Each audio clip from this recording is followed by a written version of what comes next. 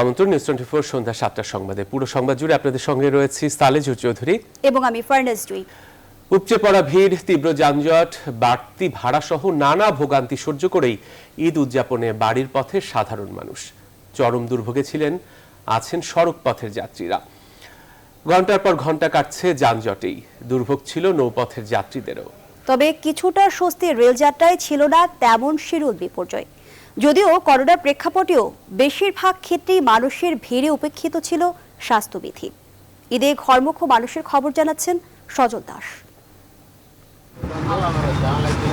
এই চিত্র ঢাকা ময়মনসিংহ মহাসড়কের। সকাল থেকেই তীব্র যানজটে নাকাল ঈদে ঘরমুখ মানুষ। একই অবস্থা ছিল দেশের বেশিরভাগ মহাসড়কে। থেমে থেমে বৃষ্টি, দুঃসহ যানজট, সব মিলে চরম দুর্ভোগ সহ্য করেই গন্তব্যের উদ্দেশ্যে যাত্রা করেন অসংখ্য মানুষ। চেষ্টা করতেছে ভেঙ্গা যাওয়ার, ছাড়া কোনো উপায় নেই। মোটরসাইকেলে যেতে চাইছিলাম তো 300-350 টাকা ভাড়া চাই এখান থেকে। জাম তো এখানে পড়ে গেছি, প্রায় আধা ঘন্টা উপরে হয়ে গেছে। এরপরে কখন যায় পৌঁছিব আল্লাহ পাক জানে। অন্যবারের তুলনায় ভিন্ন চিত্র ছিল রেলপথে। যদিও যারা অনলাইনে টিকিট সংগ্রহ করতে পারেননি তাদের দুর্ভোগ ছিল চরমে। আমাদের কাশনের টিকিটের ট্রেন চলাচল নির্দেশনা রয়েছে, সেই মোতাবেক আমরা ওনাদের টিকিট দিতে পারছি না। আমরা ওনাদেরকে বুঝিয়েছি যে আপনারা আপনাদের অন্য কোনো উপায়ে বাসায় চলে যান। হ্যান্ড স্যানিটাইজার বা ওই যাবতীয় স্বাস্থ্যবিধি সব ঠিক আছে এবং আরামে যাচ্ছে। টিকিট দেওয়ার কোনো খবর নাই, লাইনের নামে তাড়াহুড়া, উড়ি ঘন্টাখানিক হলো দাঁড়ায় আছি, বাট টিকিট পাবো কিনা এটা এখনো নিশ্চিত না। মানুষের ভিড়ে স্বাস্থ্যবিধি অনেকটাই উপেক্ষিত ছিল নৌপথে। বাড়তি ভাড়া আর লঞ্চের শিডিউল বিপর্যয়ে বারবারই লঞ্চ কর্তৃপক্ষের সাথে তর্কে জড়িয়েছেন যাত্রীরা। এখনো লস পাইতেছি না, লস এখনো আসে নাই বা দেখতেছি না। আমাদের বড় লস গেলে সব জায়গা, আর আমরা টিকিট কাটছি বলতে আমাদের টাকা দিয়ে দেন, যদি আপনি লস ছাড়েন তাহলে আমরা যেমন এলাম অন্য ব্যবস্থা করবো। সকাল 8টা বাজে লঞ্চে উঠছি, এখন হেরা বলতেছে যে 3:30 বাজে নাকি ছাড়বে। আমাদের লঞ্চ যাত্রী যখন হবে লঞ্চ আমরা ছেড়ে দেবো। ঈদের মৌসুম কোনো ছাড় কোনো টাইম নেই, প্লাস আমার যাত্রী হয় নাই। তবে লঞ্চ চলাচলে নির্দেশনা না মানলে ব্যবস্থা নেওয়ার কথা জানায় বিআইডব্লিউটিএ কর্তৃপক্ষ। রাত পোহালে ঈদ, শেষ মুহূর্তে বাড়ি ফিরছেন সাধারণ মানুষ।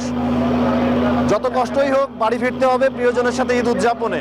নানা ভোগান্তি সহ্য করছেন তারা, কিন্তু তারপরেও রওনা হয়েছেন গন্তব্যের উদ্দেশ্যে। স্বাস্থ্যবিধি মানতে নেওয়া হয়েছে নানা পদক্ষেপ, কিন্তু অতিরিক্ত ভিড়ে স্বাস্থ্যবিধি অনেকটাই উপেক্ষিত। Sajal Das, News 24, Sadarghat launch terminal, Dhaka. এই যাত্রার খবর জানাতে এবারে বিভিন্ন প্রান্ত থেকে যোগ দিচ্ছেন আমাদের সহকর্মীরা। শুরুতেই যাব সহকর্মী মাসুদা লাবণীর কাছে। তিনি রয়েছেন সদরঘাটে। লাবণী, রাত পেরোলেই তো ঈদ, এই মুহূর্তে সদরঘাটে ঘরমুখ মানুষের ভিড় কেমন দেখছেন? জি, সদরঘাটে কিন্তু ঘরমুখী মানুষের ভিড় এখনো রয়েছে, যদিও বিকালবেলা এই ভিড়টা অনেক বেশি ছিল। এবং আমি যদি আপনাকে দেখাই, আপনি দেখতে পাবেন যে মানুষ কিন্তু অপেক্ষা করছে লঞ্চগুলো ছাড়ার অপেক্ষায়। এবং এখান থেকে কিন্তু আজকে সারাদিনে দক্ষিণাঞ্চলমুখী অর্থাৎ বরিশাল, ঝালকাঠি, চাঁদপুর সহ বিভিন্ন জেলার উদ্দেশ্যে 125টি লঞ্চ ছেড়ে যাওয়ার কথা গেছে। তবে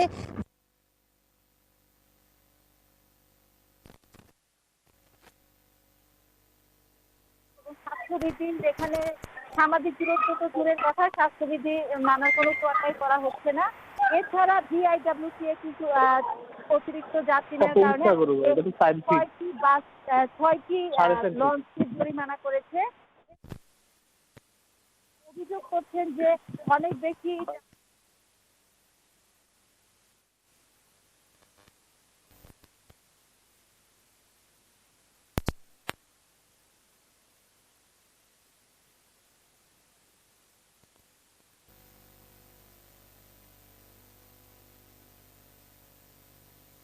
যেহেতু আজকে রাত পোহালে ঈদ, তাদেরকে বাড়িতে যেতে হবে, যার কারণে তারা কিন্তু সবকিছু উপেক্ষা করে বাড়িতে যাচ্ছেন।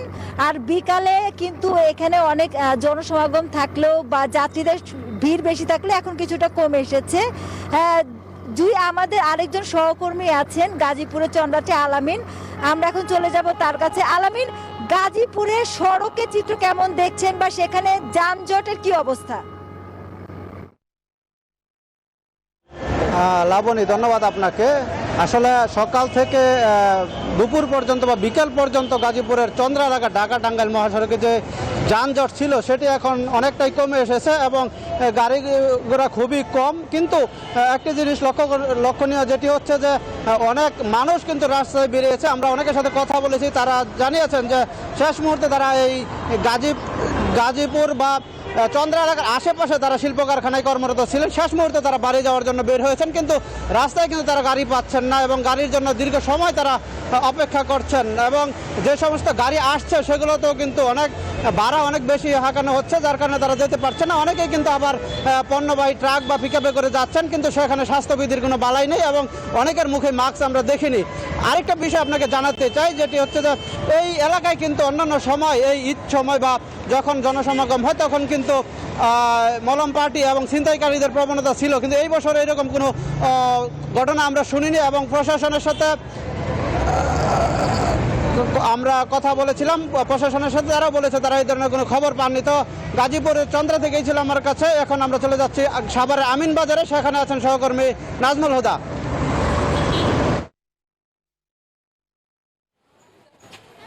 আলামিন, আপনাকে ধন্যবাদ। আপনি গাজীপুর থেকে যেমনটি বলছিলেন, এই মুহূর্তে রয়েছি ঢাকা রিচা মহাসড়কের আমিন বাজারে এবং রাত পোহালে ঈদ এবং এখানকার যারা যাত্রীরা এখনও কিন্তু হাজারো যাত্রীরা অপেক্ষা করছে এবং কিভাবে আসলে বাড়িতে যাবে সে দুশ্চিন্তায় কিন্তু রয়েছে এখানকার। আপনি দেখছেন যে এখনও কিন্তু অসংখ্য মানুষ এখনও কিন্তু রাজধানীর ঠিক প্রবেশ মুখে আমিন বাজার আপনি দেখছেন যে তীব্র যানজট। এই যানজটের কারণে মানুষ কিন্তু যে পরিবহনের সংকট দেখা দিয়েছে, এই সংকটের কারণে কিন্তু তারা এখনও হাজারো মানুষ কিন্তু তারা অপেক্ষা করছে এবং নারীর টানে বাড়িতে ফিরবে। এই করোনা মহামারীর মধ্যে কিন্তু তারা যেহেতু রাত পোয়ালে ঈদ এবং তাদের শত কষ্ট হলেও তারা যেভাবে পাচ্ছে, ট্রাক বাস যেভাবেই পাচ্ছে আসলে বাড়িতে জীবনের ঝুঁকি নিয়ে কিন্তু বাড়িতে যে ঈদ করার কিন্তু চিন্তা ভাবনা করছে। আমি কয়েকজন যাত্রীর সঙ্গে কথা বললাম যে যেহেতু রাত পোয়ালে ঈদ এবং তারা আসলে কীভাবে বাড়িতে যাবে, এখনও পরিবহন পায় নাই, যে পরিবহন না থাকার কারণে তারা এখন যেতে পারছে না বলে তারা এখানে অভিযোগ করছে, যার কারণে এখন তারা যে কোনো মূল্যে ট্রাকে করে কিন্তু জীবনের ঝুঁকি নিয়ে আসলে বাড়িতে যাওয়ার জন্য কিন্তু তারা চিন্তা ভাবনা করেছে এবং তারপরেও কিন্তু আপনার জীবনের ঝুঁকি নিয়ে এই যানজট, সারাদিন কিন্তু যানজট ছিল। ঠিক 1 ঘন্টা ধরে কিন্তু আবারও ঢাকা রিচা মহাসড়কের আমিন বাজারে রাজধানীর প্রবেশমুখে কিন্তু তীব্র আকারে যানজট দেখা দিচ্ছে। এখন থেকে এই যানজটটা প্রায় বলিয়ারপুর পর্যন্ত কিন্তু ঠেকায় দিচ্ছে। এর মধ্যে কিন্তু আমরা এখানকার যে পুলিশের সঙ্গে আমরা কথা বলেছি, তিনি আমাদেরকে জানিয়েছেন যে যানজট যেহেতু রাজধানীতে আসলে গাড়ির চাপ রয়েছে, আসলে গাবতলীর হাট রয়েছে, সেখানে আসলে গাড়িগুলো ঢুকতে হয়তো অসুবিধা হচ্ছে, যার কারণে রাজধানীতে প্রবেশ করতে কিন্তু পরিবহন বা এই যেসব ট্রাক রয়েছে সেগুলো আসলে ঢুকতে আসলে দেরি হচ্ছে, যার কারণে এই যানজট। এই ছিল আমার কাছে ঢাকা রিচা মহাসড়কের আমিনবাজার থেকে যানজট এবং ঘরে ফেরা মানুষের সর্বশেষ খবর। চলে যাচ্ছি স্টুডিওতে জহুরের কাছে। জহুর। নাজমুল হুদা, ধন্যবাদ জানাচ্ছি আপনাকে। সেই সঙ্গে ধন্যবাদ জানাচ্ছি আমাদের আরো 2 সহকর্মী আলামিন এবং মাসুদ আলাপুরীকে। দর্শক, দেশের বিভিন্ন প্রান্ত থেকে ঈদ যাত্রার খবরাখবর নিয়ে যুক্ত ছিলেন আমাদের সহকর্মীরা। ঈদুল আজহা উদযাপনে বাড়িতে যাওয়ার ক্ষেত্রে ভোগান্তিতে পড়া যাত্রীদের কাছে দুঃখ প্রকাশ করেছেন সড়ক পরিবহন ও সেতুমন্ত্রী ওবায়দুল কাদের। মঙ্গলবার মন্ত্রীর বাসভবনে অনলাইন ব্রিফিংকালে তিনি দুঃখ প্রকাশ করেন। সেতুমন্ত্রী বলেন, লকডাউন সহ বিদ্যমান পরিস্থিতিতে এবারের ঈদে পণ্যবাহী ট্রাক, লরি এবং কাভার্ড ভ্যান চলাচল করায় দীর্ঘ যানজটে পড়েছেন মানুষ। এজন্য হাইওয়ে পুলিশ, জেলা ও উপজেলা প্রশাসন সহ সংশ্লিষ্ট সবাইকে ধৈর্যের সঙ্গে পরিস্থিতি মোকাবেলা করতে হবে বলে জানান মন্ত্রী। সড়ক মহাসড়কে যানবাহনের অত্যধিক চাপ, কোথাও কোথাও বৃষ্টি এবং ধীরগতির কোরবানির পশুবাহী গাড়ির কারণে, ঢাকা গাজীপুরে নির্মাণ কাজের কারণে এবং ঢাকা টাঙ্গাইল মহাসড়কে যাত্রীদের কিছু জায়গায় ভোগান্তি হয়েছে। যাত্রীর চাপ আরও বাড়তে পারে। এ অবস্থায় হাইওয়ে পুলিশ, জেলা উপজেলা প্রশাসন সহ সংশ্লিষ্ট সকলকে ধৈর্যের সাথে পরিস্থিতি মোকাবিলার আহ্বান জানাচ্ছি। কোরবানির পশুর দাম কমতে শুরু করেছে রাজধানীর বিভিন্ন হাটে। একদিকে ক্রেতা কম, অন্যদিকে পর্যাপ্ত আমদানির প্রভাব পড়েছে পশুর দামে। বিক্রেতারা বলছেন, একদিন আগেও যে দাম হাঁকিয়েছেন ক্রেতারা, শেষ দিনে তার আশেপাশেও দাম নেই। ক্রেতারা অবশ্য বলছেন দাম স্থিতিশীল রয়েছে। তবে চট্টগ্রাম সহ দেশের বিভিন্ন জেলায় দাম এখনো হাতে নাগালে নেই বলে দাবি ক্রেতাদের। তালুকদার বিপ্লব ও প্রতিনিধিদের সহায়তায় সুলতান আহমেদের রিপোর্ট। 8 লাখের গরু 1.5 লাখ, আর যেদিন কিনেছিলাম তারপরের দিন 5.5 লাখ কইছিল দিনে। রাজধানীর উত্তরার 17 নম্বর সেক্টরের গরুর হাটের এই বিক্রেতার আক্ষেপের যেন অন্ত নেই। 2-1 দিনের ব্যবধানে দাম কমার এই পার্থক্য শুধু 2-1 বিক্রেতার মুখে নয়, প্রায় সব বিক্রেতারই একই অভিযোগ। শত শত মাইল দূর থেকে আনা পশু শেষ দিনে বিক্রি করতে অনেকটাই মরিয়া হয়ে উঠেছেন বিক্রেতারা। তার সাথে সকাল থেকে গুড়ি গুড়ি বৃষ্টি তাদের ভয় বাড়িয়েছে কয়েক গুণ। আমরা বাজারে গরু নিয়ে আসছি, খুব ভয়াবহ অবস্থায় আছি। লাভ 3টে 5,000 8,000 তুলে ফেলছে, আর ওগুলো 10,000 করে লস। অবশ্য যারা আগে বিক্রি করেছেন কিছুটা হলেও খুশি তারা।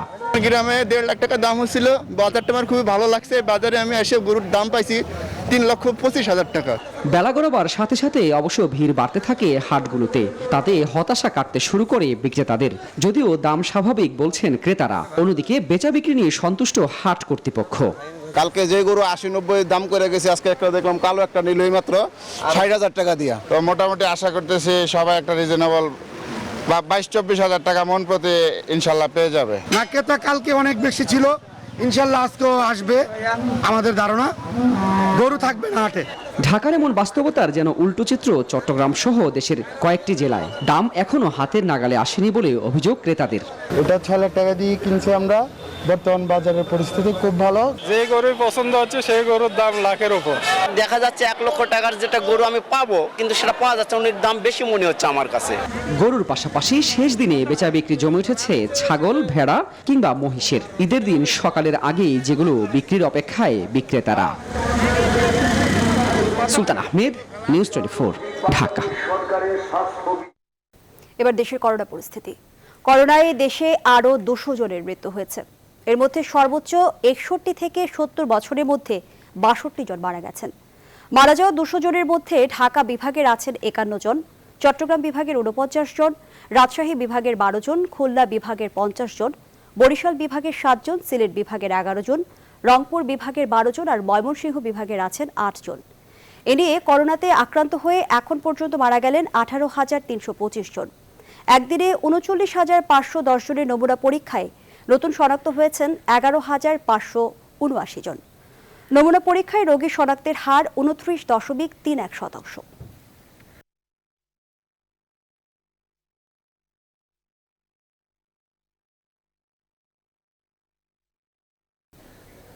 গেল 10 দিনের করোনা গ্রাফে ঈদের খুশিকে মলিন করতে পারেনি মিশেই। মাত্র 10 দিনে করোনায় আক্রান্ত শনাক্ত হয়েছে 1 লাখের বেশি, আর মৃত্যু পেরিয়েছে 2,000। এভাবে রোগী বাড়তে থাকলে হাসপাতালগুলোর সক্ষমতা বৃদ্ধি করা অসম্ভব হয়ে পড়বে বলে বলছেন জনস্বাস্থ্য বিশেষজ্ঞরা। দেশের জেলা সদর হাসপাতালগুলোতে কোভিড শয্যা বৃদ্ধির পাশাপাশি জনবল বৃদ্ধির পরামর্শ দিচ্ছে কোভিড-19 জাতীয় কমিটি। বাকিটা জানাচ্ছেন রিশাদ হাসান। রাজধানীর হাসপাতালগুলোর করোনা ওয়ার্ডের চিত্র দেখলে বোঝার উপায় নেই রাত পোহালেই ঈদ। নগরবাসী যখন নারীর টানে বাড়ি ফেরায় ব্যস্ত, তখন করোনা ওয়ার্ডগুলোতে হাই ফ্লো নেজাল কেননা পড়াতে হচ্ছে অক্সিজেন স্বল্পতায় ভুগতে থাকা রোগীদের। এমন বাস্তবতায় ঈদের খুশিতে করোনা ভাইরাস যেন শুধুই দুঃখের সংবাদ। গেল 10 দিনে করোনা সংক্রমিত করেছে দেশের 1 লাখের বেশি মানুষকে, যার মধ্যে আছে যাবৎকালের সর্বোচ্চ সংক্রমণের রেকর্ড। শুধু তাই নয়, একই সাথে মৃত্যুর গ্রাফটাও উঠতের দিকে। 10 দিনেই মৃত্যু ছাড়িয়েছে 2,000, আর পাওয়া গেছে সর্বোচ্চ মৃত্যুর সংখ্যাও। স্বাস্থ্য অধিদপ্তরের এমআই শাখার তথ্য অনুযায়ী দেশে গড়ে প্রতি 10 লাখে এখন আক্রান্ত হচ্ছেন 6,000-এর উপর, যার তুলনায় সুস্থতা মাত্র 5,000-এর উপরে। তবে চোখ রাঙাচ্ছে গড়ে 107 জনের মৃত্যু। জনস্বাস্থ্য বিশেষজ্ঞরা বলছেন, সংক্রমণ কমানো না গেলে পুরোপুরি সক্ষমতা হারাবে হাসপাতালগুলো। রোগীকে অক্সিজেন দেওয়ার যে ব্যবস্থাপনা, সেটি তার সামর্থ্যের চূড়ান্ত সীমায় রয়েছে। এমতো অবস্থায় রোগীর সংখ্যা আর বাড়লে হাসপাতালে ভর্তি করা যাবে না, অক্সিজেন দেওয়া যাবে না। যে হারে রোগী বৃদ্ধি পাচ্ছে, সে হারে হাসপাতালগুলোর জনবল ও জেলা সদরে শয্যা সংখ্যা বৃদ্ধি করার পরামর্শ দিচ্ছে কোভিড-19 জাতীয় কমিটি। জেলা পর্যায়ে যে সমস্ত জেলায় সুযোগ আছে, সেই জেলাগুলোতে কোভিড শয্যা সংখ্যা বৃদ্ধি করা যেতে পারে। হাসপাতালে যে সমস্ত ভর্তি রোগী, সেই ক্ষেত্রে দ্রুত ডিসপোজ করতে হবে, শর্ট স্টে কুইক ডিসপোজাল, সেই পদ্ধতিতে যেতে হবে। করোনা সংক্রমণের ঊর্ধ্বমুখী গ্রাফ নামিয়ে আনতে সরকার ও জনগণ উভয় পক্ষকেই দায়িত্বশীলতার পরিচয় দিতে হবে বলছেন বিশেষজ্ঞরা। মুর্শাদ হাসান, নিউজ 24, ঢাকা। দর্শক, এবারে রাজধানী মেরাদিয়া পশুরহাট থেকে আমাদের সঙ্গে সরাসরি যুক্ত হচ্ছেন সহকর্মী ফখরুল ইসলাম। ফখরুল, শেষ মুহূর্তে বেচাবিক্রি কতটা জমে উঠেছে?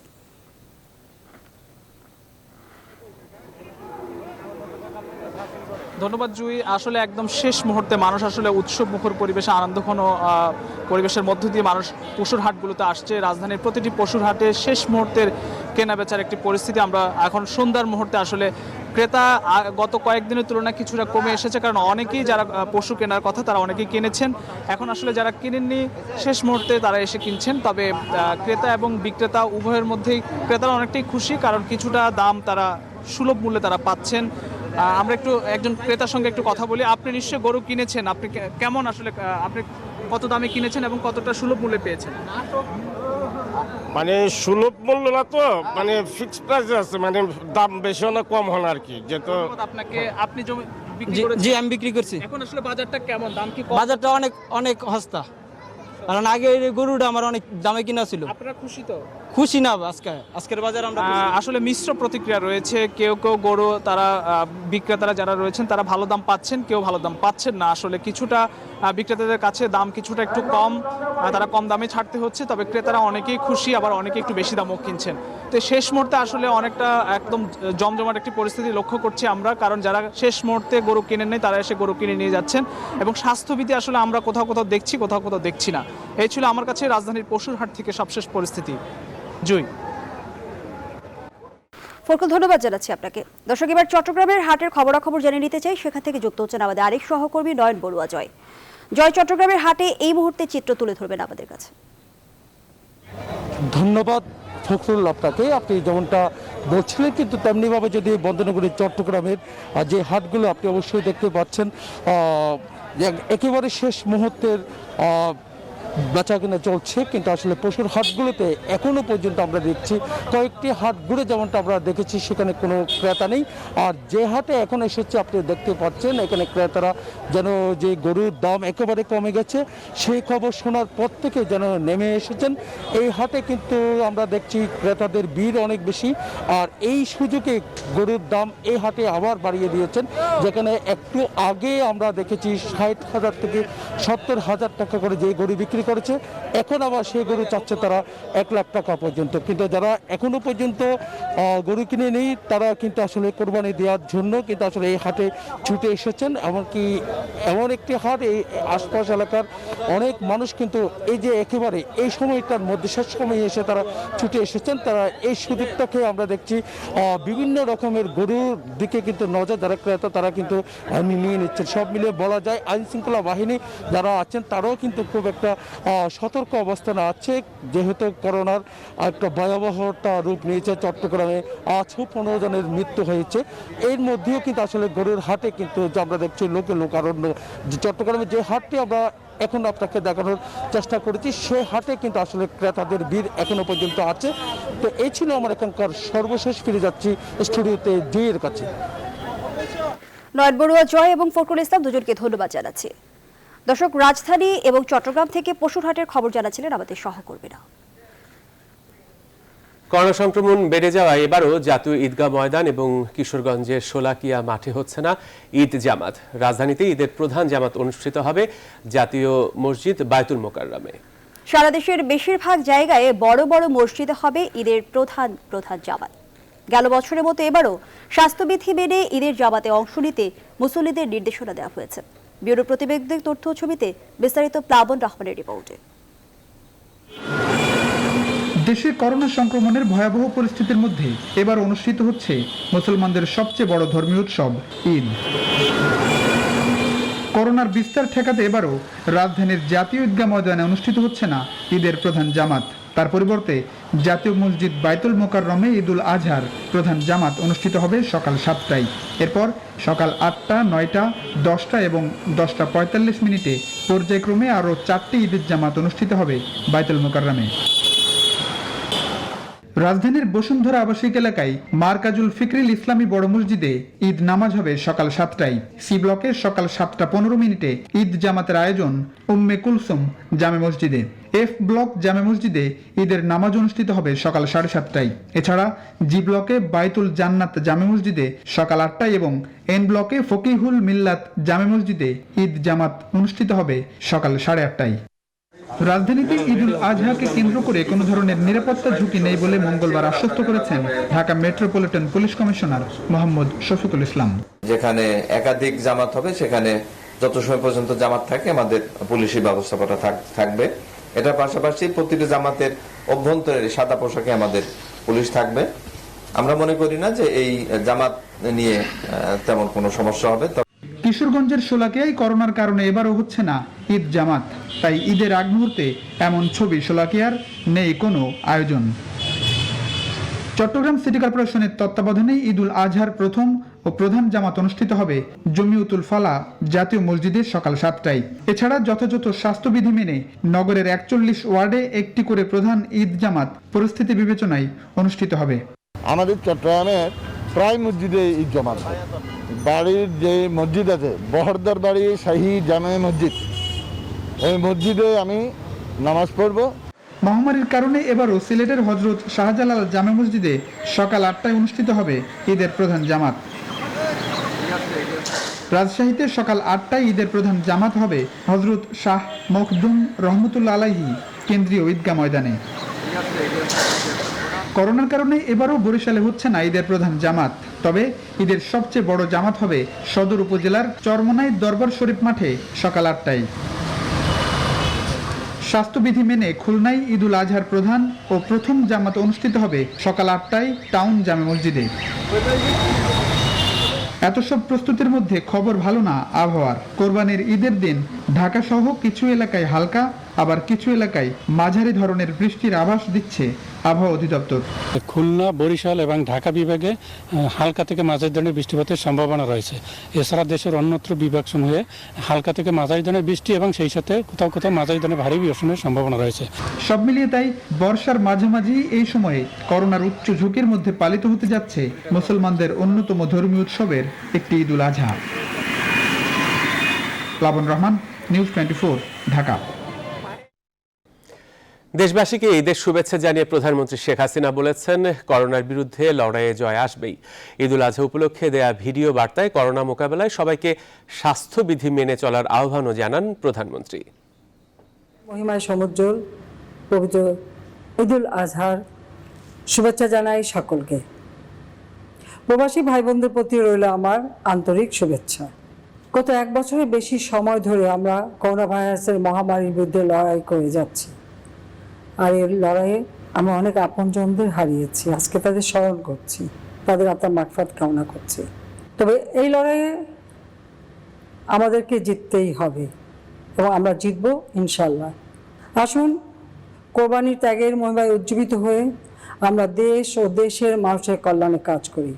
করোনা ভাইরাস প্রতিরোধে স্বাস্থ্যবিধি মেনে চলুন। সকলে ভালো থাকুন, সুস্থ থাকুন, নিরাপদ থাকুন। ঈদ মোবারক। ঈদুল আজহা উপলক্ষে দেশবাসীকে শুভেচ্ছা জানিয়েছেন রাষ্ট্রপতি মোহাম্মদ আব্দুল হামিদ। এ উপলক্ষে দেয়া বাড়িতে কঠিন এই সময়ে দেশের আপামর জনগণের প্রতি কোরবানির মর্মার্থ অনুধাবন করে সংযম ও ত্যাগের মানসিকতায় উজ্জীবিত হয়ে মহামারীতে ক্ষতিগ্রস্ত মানুষের পাশে দাঁড়ানোর আহ্বান জানান রাষ্ট্রপতি।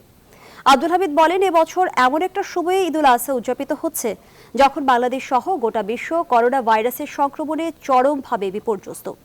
করোনার কারণে দেশের জনগণের জীবন ও জীবিকা আজ কঠিন চ্যালেঞ্জের মুখোমুখি। রাষ্ট্রপতি বলেন, কঠিন সময়ে জীবন বাঁচানো প্রথম অগ্রাধিকার হলেও জীবিকার গুরুত্ব অনস্বীকার্য।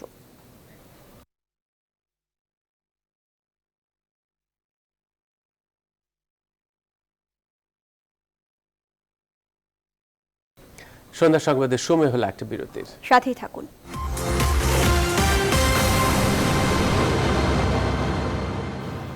বিরতির পর আবারও স্বাগত। দেখছেন সন্ধ্যা সংবাদ। সৌদি আরবের সাথে মিল রেখে দেশের বিভিন্ন স্থানে ঈদুল আজহা উদযাপিত হচ্ছে। স্বাস্থ্যবিধি মেনে নিজ নিজ এলাকার মসজিদে ঈদের নামাজ আদায় করেন মুসল্লিরা। নামাজ শেষে সারা বিশ্বের মুসলিম উম্মার জন্য ও করোনা মহামারী থেকে রক্ষা পেতে বিশেষ দোয়া ও মোনাজাত করা হয়। পরে পশু কোরবানিও করেন তারা।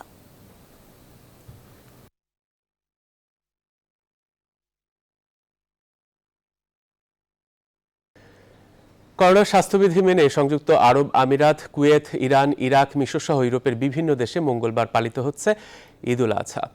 বিশ্বজুড়ে করোনার প্রকোপ বাড়তে থাকায় মুসলমানদের পবিত্র ঈদ উল আজহা সীমিত পরিসরে পালিত হচ্ছে মধ্যপ্রাচ্যের দেশ সৌদি আরবে। সেই সাথে করোনা মহামারীর মধ্যে দ্বিতীয়বারের মতো সীমিত পরিসরে পালিত হচ্ছে পবিত্র হজ। হজের শেষ আনুষ্ঠানিকতা হিসেবে আজ মঙ্গলবার আল্লাহর সন্তুষ্টি লাভের উদ্দেশ্যে পশু কোরবানি দিচ্ছেন মুসল্লিরা। করোনার প্রভাবে এবারও ঈদ উৎসবে পর্যটক শূন্য থাকছে দেশের পর্যটন কেন্দ্রগুলো। খাত সংশ্লিষ্টরা বলছেন এতে পর্যটনে ক্ষতি হবে প্রায় ১,৫০০ কোটি টাকা। আর্থিক ক্ষতির সম্মুখীন হচ্ছে বিনোদন কেন্দ্রগুলো। অর্থনৈতিক উন্নয়ন ও প্রবৃদ্ধির ধারা বিবেচনায় অন্তত ঈদ মৌসুমে পর্যটন খাত এবং বিনোদন কেন্দ্র খুলে রাখার পরামর্শ দিয়েছেন সংশ্লিষ্টরা।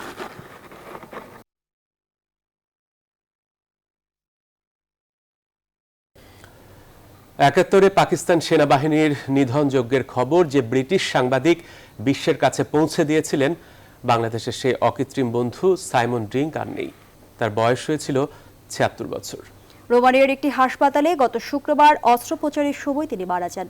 তার মৃত্যুতে শোক জানিয়েছেন তথ্যমন্ত্রী হাসান মাহমুদ। আরও জানাচ্ছেন লাকমিরা জেসমিন সোমা।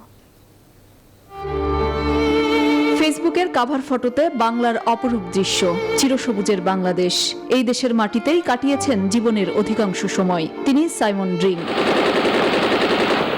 ৭১-এর স্বাধীনতা যুদ্ধে যে কজন বিদেশি সাংবাদিক বিশ্বের কাছে বাংলাদেশের খবর তুলে ধরেছিলেন তাদের মধ্যে অন্যতম সাইমন ড্রিঙ্ক। তিনি বাংলার মাটিতে পাকিস্তানি বাহিনীর নির্যাতন ও গণহত্যার প্রত্যক্ষদর্শী।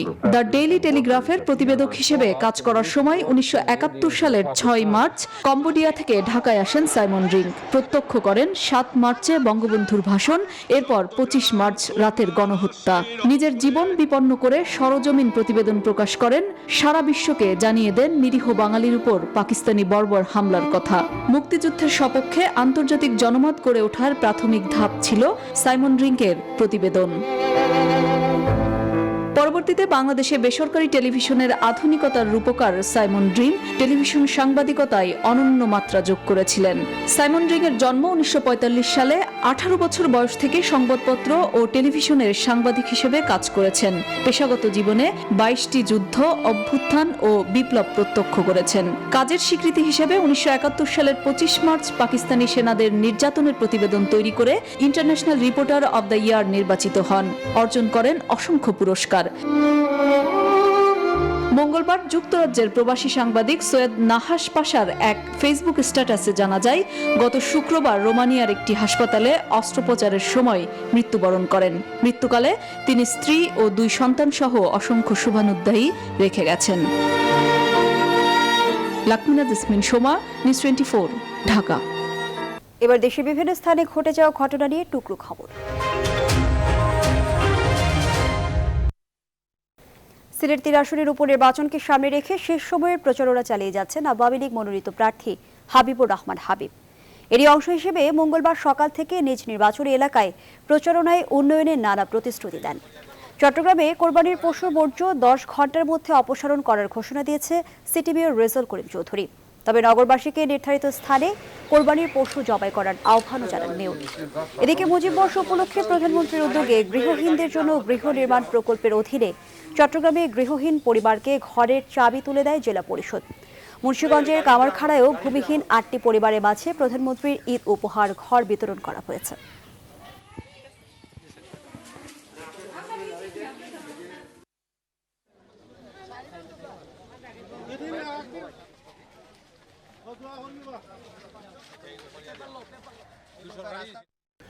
এবারে জানাবো ফার্স্ট সিকিউরিটি ইসলামী ব্যাংক অর্থ বাণিজ্য সংবাদ। মুসলমানদের ধর্মীয় উৎসব ঈদ উল আজহা উপলক্ষে স্থলবন্দরগুলোর 4 দিনের জন্য আমদানি রপ্তানি বন্ধ ঘোষণা করেছে কর্তৃপক্ষ। যশোরের বেনাপোল স্থলবন্দর আজ থেকে এই ঘোষণা কার্যকর হয়েছে। 23 জুলাই পর্যন্ত বন্ধ থাকার পর 24 জুলাই দুদেশের বাণিজ্যিক কার্যক্রম শুরু হবে। ছুটির মধ্যে বন্দরের নিরাপত্তা নিশ্চিতে ব্যবস্থা গ্রহণের কথা জানিয়েছে বন্দর কর্তৃপক্ষ। বেনাপোলের মতো একইভাবে বাণিজ্যিক কার্যক্রম বন্ধ আছে চাঁপাইনবাবগঞ্জের সোনা মসজিদ স্থলবন্দরেও। তবে এই ঘোষণার আগেই বন্দরে পৌঁছানো পণ্য খালাস অব্যাহত আছে। আন্তর্জাতিক অঙ্গনের খবর। যুক্তরাষ্ট্রের অরেগন স্টেটে বাড়ছে দাবানলের শিখা। পড়ছে অঞ্চলটির প্রায় 3 লাখ একর জমি। জ্বলছে ক্যালিফোর্নিয়াও। জানমালের ক্ষয়ক্ষতি রক্ষায় স্থানীয় বাসিন্দাদের সরিয়ে নিচ্ছে কর্তৃপক্ষ। যুক্তরাষ্ট্রে এই মুহূর্তে সক্রিয় রয়েছে 80টি দাবানল। কয়েক ঘন্টার ব্যবধানে আগুন ছড়িয়ে পড়ছে হাজার হাজার একর জমিতে। এসব এলাকার হাজার হাজার বাসিন্দাকে নিরাপদে সরিয়ে নেওয়া হচ্ছে। এদিকে যুক্তরাষ্ট্র ও কানাডা ছাড়াও দাবানলে পড়ছে রাশিয়া। দেশের সবচেয়ে খারাপ অবস্থা ইয়াকুটিয়াতে। দাবানলে জ্বলছে স্পেনের কাতালোনিয়াও। জানাবো খেলার খবর। 3 ম্যাচ সিরিজের তৃতীয় ও শেষ ওয়ানডেতে জিম্বাবুয়ের দেয়া 299 টার্গেটে ব্যাট করছে বাংলাদেশ। শেষ খবরে টাইগারদের সংগ্রহ দাঁড়িয়েছে 2 উইকেটে 196 রান। দুই ওপেনার তামিমুল লিটনের ব্যাটে শুরুটা ভালোই করে বাংলাদেশ। দুজনে মিলে গড়েন 88 রানের জুটি। তামিম অর্ধশতক তুলে নিলেও 32 রানে থামেন লিটন। আর 30 রান করে জঙ্গের শিকারে পরিণত হন সাকিব। তবে উইকেটের এক প্রান্ত আগলে ক্যারিয়ারের 14তম সেঞ্চুরি তুলে নিয়েছেন তামিম ইকবাল। এর আগে টস হেরে ব্যাট করতে নেমে চাকাভার 84 রানের পর সিকান্দার রাজার 57 ও বুরলের 59 রানে ভর করে 3 বল বাকি থাকতে 298 রানে অল আউট হয় জিম্বাবুয়ে। সাইফুদ্দিন ও মুস্তাফিজ দেন 3টি করে উইকেট।